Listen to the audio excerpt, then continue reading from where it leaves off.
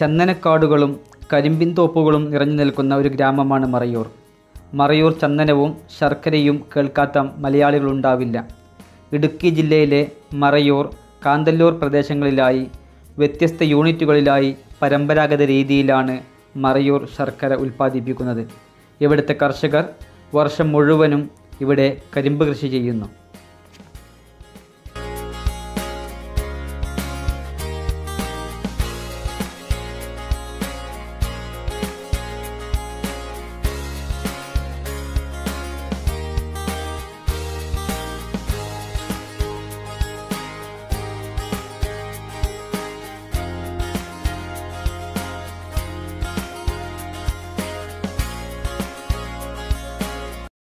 വഴിയിൽ ഒരു കുതിര.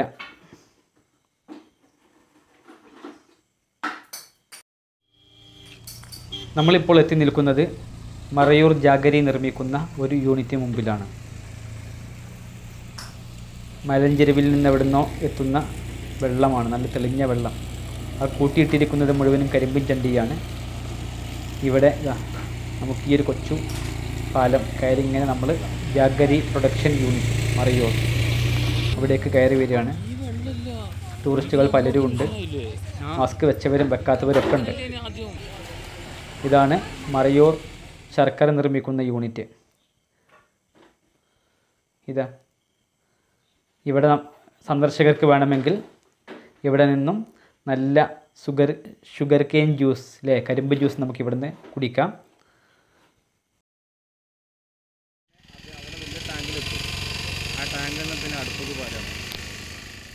ഇതാണ് മറയൂർ ശർക്കര നിർമ്മിക്കുന്ന പാത്രം. ഈ പാത്രത്തിന് പ്രത്യേക പേരൊക്കെ ഉണ്ട്. കൊപ്ര എന്നാണ് ഇതറിയപ്പെടുക. 1000 ലിറ്റർ ജ്യൂസ് തിളപ്പിക്കാവുന്ന പാത്രത്തിനാണ് കൊപ്ര എന്നറിയപ്പെടുക. ചേട്ടൻ പറയുന്നത് ഒരു ദിവസം 3 പ്രാവശ്യമെങ്കിലും ഇതിങ്ങനെ ചെയ്യും. 3 പ്രാവശ്യം ഇത് ശർക്കര ഉൽപ്പാദിപ്പിക്കും. 3 മണിക്കൂറാണ് ഏകദേശം ഒരു പ്രാവശ്യം ശർക്കര ഉണ്ടാക്കി വരാൻ ടൈം എടുക്കാനാണ് അദ്ദേഹം പറയുന്നത്. ഇവിടെ കണ്ടില്ലേ, ഇത് കത്തിക്കാൻ വേണ്ടിയിട്ട് കരിമ്പിൻ്റെ ചണ്ടി തന്നെയാണ് ഉപയോഗിക്കുന്നത്. ഇതിലേക്ക് കരിമ്പിൻ്റെ നീര്, തെളിഞ്ഞ നീര്, കരിമ്പിൻ്റെ നീര് മെഷീൻ ഉപയോഗിച്ച് നീരെടുത്ത് ആ നീര് വലിയ ഡ്രമ്മുകളിലാക്കി വെക്കും.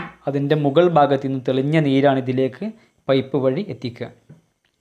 ഇവിടെ നന്നായിട്ട് തിളക്കും. ഏകദേശം ഒരു 3 മണിക്കൂറെങ്കിലും വേണം. തിളച്ച് കഴിഞ്ഞാൽ ഇവിടെ കാണുന്ന ആ ഒരു ലിവർ, ആ ഒരു കറുത്ത വടി ആ ലിവർ നീക്കി നേരെ തൊട്ടിപ്പുറത്തുള്ള പാത്രത്തിലേക്ക് എത്തും. അതിൻ്റെ മെഷീൻസും മറ്റുമൊക്കെയാണ് ഉള്ളത്. കരിമ്പ് ജ്യൂസാക്കി എടുക്കുന്ന മെഷീനാണിത്. ഇവിടെ നിന്ന് പൈപ്പ് വഴിയാണ് നമ്മുടെ യൂണിറ്റിലെത്തിക്കുക. ഇത് ഇവിടെ സന്ദർശകരൊക്കെ ഉണ്ട്. വളരെ രസകരമായൊരു കാഴ്ചയാണ് ഇവിടെ ഉള്ളത്. നമ്മൾ 2 യൂണിറ്റുകളിൽ നിന്നായിട്ടാണ് ഈ ഒരു മറയൂർ ശർക്കരയുടെ നിർമ്മാണം നമ്മൾ ശേഖരിച്ചിട്ടുള്ളത്. അത് എന്തുകൊണ്ട് അങ്ങനെയെന്ന് വെച്ചാൽ, നമ്മൾ ആദ്യം ചെന്ന ഭാഗത്ത് അത് പാർന്ന് തിളക്കൽ തുടങ്ങിയിട്ടുള്ളൂ. ഏകദേശം 3 മണിക്കൂറുകളോളം വെയിറ്റ് ചെയ്യണം നമുക്ക് അടുത്തത് കിട്ടണമെങ്കിൽ. അപ്പോൾ അതുകൊണ്ട് നമ്മൾ അടുത്ത യൂണിറ്റിലേക്ക് എത്തി. ഇവിടെ ചുറ്റുഭാഗവും കരിമ്പൊക്കെ കൃഷി ചെയ്യുന്നൊരു ഏരിയയാണ്. ആ ഉണങ്ങിക്കിടക്കുന്നതൊക്കെ കരിമ്പിൻ്റെ ചണ്ടികളാണ്. ഇവിടെ നമ്മൾ മറ്റൊരു യൂണിറ്റിലേക്ക് എത്തിയിട്ടുണ്ട്. ഇവിടെയും അതുപോലുള്ള ഓരോ പ്രവർത്തന ഘട്ടങ്ങളാണുള്ളത്. മെഷീൻ ഉപയോഗിച്ചിട്ട് കരിമ്പ് ജ്യൂസ് അടിച്ച് ആ ജ്യൂസ് ഇവിടെ ടിന്നിൽ ശേഖരിക്കും, വലിയ ഡ്രമ്മിൽ. ഇവിടെ നിന്നും അത് കൊപ്രയിലെത്തിക്കും. കൊപ്ര എന്ന് പറഞ്ഞാൽ 1000 ലിറ്റർ ജ്യൂസ് തിളപ്പിക്കാവുന്ന വലിയ പാത്രത്തിനാണ് കൊപ്ര എന്ന് അറിയപ്പെടുക. അതുപോലെ തന്നെ ഇവിടെ നമ്മൾ അടുത്ത യൂണിറ്റിലെത്തിയിട്ടുണ്ട്. ഇവിടെ ഏകദേശം പാകമാവാനായിട്ടുണ്ട്. ചൂടായി വരുമ്പോൾ ഇതിൽ അഴുക്ക് നീക്കാൻ വേണ്ടിയിട്ട് അല്പം കുമ്മായം ചേർക്കും. കുമ്മായം ചേർത്ത് കഴിഞ്ഞാൽ അഴുക്കൊക്കെ മുകളിൽ പൊങ്ങി വരും. ആ അഴുക്കുകളൊക്കെ അവിടെ നിന്ന് എടുത്തൊഴിവാക്കും. ആ അഴുക്കൊക്കെ കോരി കളയും. അങ്ങനെ തിളച്ച് ഇതിലെ ജലാംശമൊക്കെ വറ്റിക്കഴിഞ്ഞാൽ അതിങ്ങനെ ഇടയ്ക്കിടയ്ക്ക് അവർ ചെക്ക് ചെയ്ത് നോക്കും. കയ്യിലേക്ക് ഒരു ഇത്തിരിയൊക്കെ എടുത്തിട്ട് വെള്ളമൊക്കെ ഉപയോഗിച്ചിട്ട് ഒന്ന് നോക്കും. കപ്പി ഉപയോഗിച്ചാണ് ഇതിൽ ഈ വലിയ പാത്രത്തിൽ നിന്നും ട്രേയിലേക്ക് ഒഴിക്കുക. നമ്മൾ ആദ്യം കണ്ട ഭാഗത്ത് ഒരു വലിയ ലിവറാണ്. ആ ലിവർ ഉപയോഗിച്ചാണ് അത് നീക്കുക. ഈ ചേട്ടൻ നന്നായിട്ട് ഇളക്കി കൊടുക്കുകയാണ്. അദ്ദേഹമാണ് ഇവിടുത്തെ മെയിൻ പണിക്കാരെന്നാണ് തോന്നുന്നത്.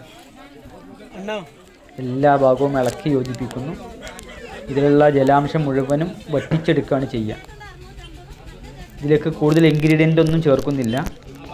ഇതിലുള്ള ജലാംശം പറ്റ വറ്റിക്കഴിഞ്ഞാൽ ലിവർ തുറന്നോ അല്ലെങ്കിൽ കപ്പിയുടെ സഹായത്തോടെയോ മറ്റൊരു പാത്രത്തിലേക്ക് മാറ്റും. ചൂടാറുമ്പോൾ ഇതെല്ലാവരും ഒന്നിച്ച് മാറ്റാൻ പോവുകയാണ്. 70 രൂപയാണ് ഇവിടെ 1 കിലോ ശർക്കരയ്ക്ക് അവർ വാങ്ങുന്നത്. മറയൂർ ശർക്കര യഥാർത്ഥത്തിൽ തവിട്ട് നിറത്തിലാണ് ഉണ്ടാവുക. സാധാരണ ശർക്കര ഗോൾഡൻ ബ്രൗൺ നിറത്തിലായിരിക്കും ഉണ്ടാവുക. മറ്റു ശർക്കരയേക്കാൾ ഉപ്പിൻ്റെ അംശം കുറവും മധുരം കൂടുതലുമായിരിക്കും ഈ ഒരു ശർക്കരയ്ക്ക് ഉണ്ടാവുക. അവർ നേരെ ഇത് മറ്റൊരു പാത്രത്തിലേക്ക് ഒഴിക്കുകയാണ്. കുറേ ആളുകൾ ഒന്നിച്ച് ഇത് പൊക്കും. അതേപോലെ തന്നെ കപ്പി ഉപയോഗിച്ചിട്ട് കുറച്ച് ആളുകൾ ഇരുന്ന് കപ്പി ഉപയോഗിച്ച് വലിച്ച് അതിനെ ചെരിച്ചു കൊടുക്കുകയാണ്.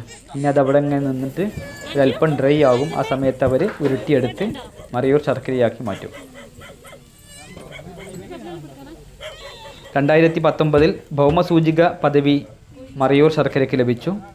പ്രത്യേക പ്രദേശത്ത് പരമ്പരാഗത രീതിയിൽ ഉൽപ്പാദിപ്പിക്കുമ്പോൾ മാത്രം തനത് രുചിയും ഗുണവും വിശേഷണങ്ങളും കൈവരുന്ന ഉൽപ്പന്നങ്ങൾക്കാണ് ഭൗമസൂചിക അല്ലെങ്കിൽ ജിയോഗ്രഫിക്കൽ ഇൻഡിക്കേഷൻസ് GI പദവി നൽകുന്നത്.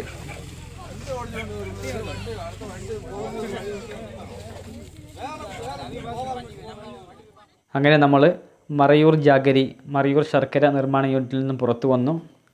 നമ്മളുടെ അടുത്ത ലക്ഷ്യസ്ഥാനമായ ഇരച്ചിൽപ്പാറ വെള്ളച്ചാട്ടത്തിലേക്കാണ് നമ്മൾ പോകുന്നത്. വളരെ മനോഹരമായ കാഴ്ചയാണ് നമുക്ക് ഇടുക്കി എന്നും നൽകിയിട്ടുള്ളത്. വശ്യമനോഹരമായ ഇടുക്കിയുടെ സൗന്ദര്യം സഞ്ചാരികൾ അങ്ങോട്ട് മാടി വിളിക്കുന്നു. തേയിലത്തോട്ടങ്ങളും തേയിലത്തോട്ടങ്ങളും മറ്റു കൃഷി തോട്ടങ്ങളിലൂടെയും നമ്മുടെ യാത്ര തുടരുകയാണ്. അടുത്ത എപ്പിസോഡ് വരെ ചെറിയ ഒരു ബ്രേക്ക്. ഈ ചാനൽ നിങ്ങൾ പരമാവധി കണ്ട് പരിചയപ്പെടുത്തണം, മറ്റുള്ളവരെ അറിയിക്കണം. Thank you all. Thank you.